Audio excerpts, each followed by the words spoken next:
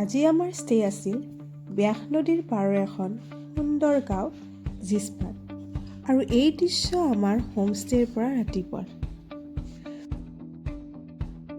গো মাতাৰ দৰ্শন আৰু আশীৰ্বাদ লৈ আৰম্ভ কৰোঁ আজিৰ দিনটো। দাৰচাৰ চেকপোষ্ট পাৰ হৈ আমি আগবাঢ়োঁ সোঁফালে 44 কিলোমিটাৰৰ এক ৰোমাঞ্চকৰ যাত্ৰাৰ বাবে। হিমাচল ট্ৰিপত অহাৰ পূৰ্বে যিমান ভিডিঅ' চাইছিলোঁ সদায় এই ৰাস্তাটোৰ দৃশ্যবোৰ দেখি অধিক উৎফুল্লিত হৈ পৰিছিলোঁ।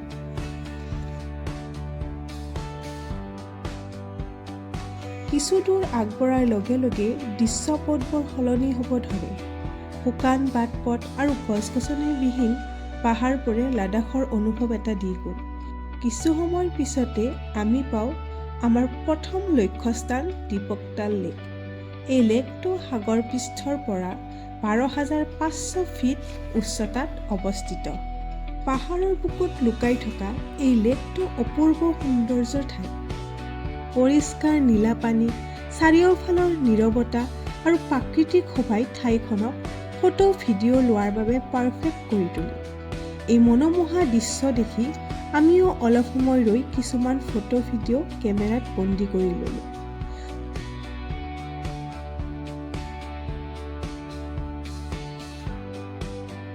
শুকান পাহাৰবোৰৰ মাজে মাজে জনশূন্য ৰাস্তাবোৰত আমাৰ গাড়ীৰ চকাই পুনৰ গতি লয়।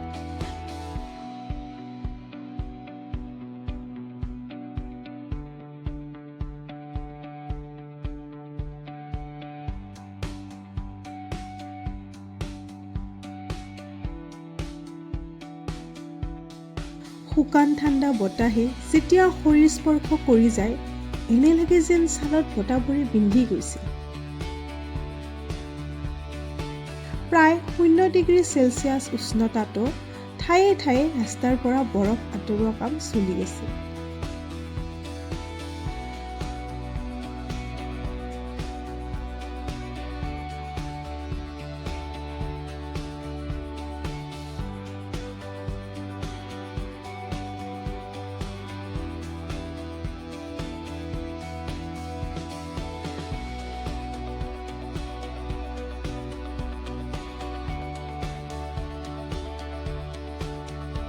কিছু সময় পিছত আমি পাওঁ সুৰজতাল লেক।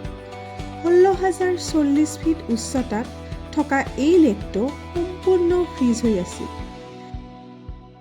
লেকটোৰ চাৰিওফালে অশ অশ বৰফে আবৃত পাহাৰ। অসমত থাকি কেৱল ফ্ৰিজৰ ভিতৰত বৰফ দেখা আমাৰ বাবে এই দিনকেইটা সপোন যেন আছিল।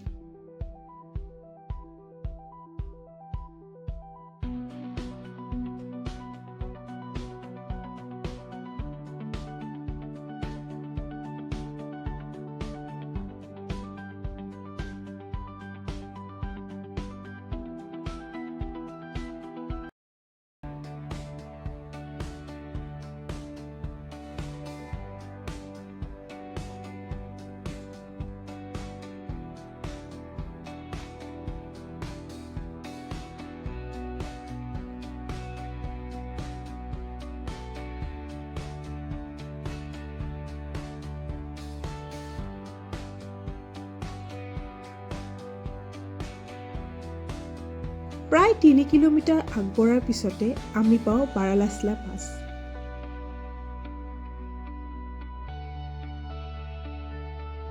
চকুৰে মনিব পৰালৈ ইয়াত আছিল কেৱল বৰফ আৰু বৰফ। পাহাৰৰ ওপৰৰ পৰা তললৈ বগা চাদৰ এখন ওলমাই থোৱা যেন লাগিছিল। ঠাণ্ডা বতাহে মুখ আৰু শৰীৰক খুন্দিয়াই থাকিলেও মনটো একেবাৰে উষ্ণ হৈ পৰিছিল এই অপূৰ্ব দৃশ্যবোৰ দেখি।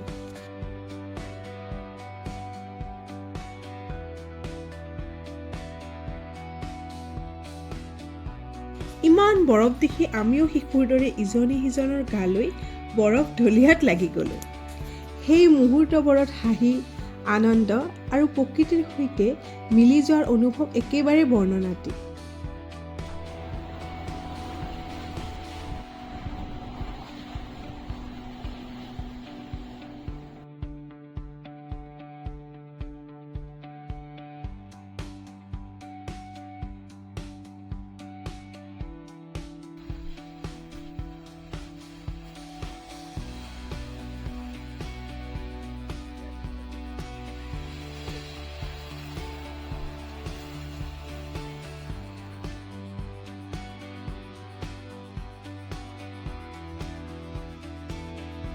লাহে লাহে বতৰ বেয়া হ'বলৈ ধৰে, আকাশৰ ৰং সলনি হৈ আহে আৰু আমাৰ যাত্ৰাৰ শেষৰটো সপোন পূৰণ কৰি নামি আহিল কোমল স্নো ফ্লেক্স। কেমেৰাৰ লেন্সত ধৰি ৰাখিলোঁ আমাৰ ইমান দিনৰ সপোনৰ বাস্তৱ ৰূপটো।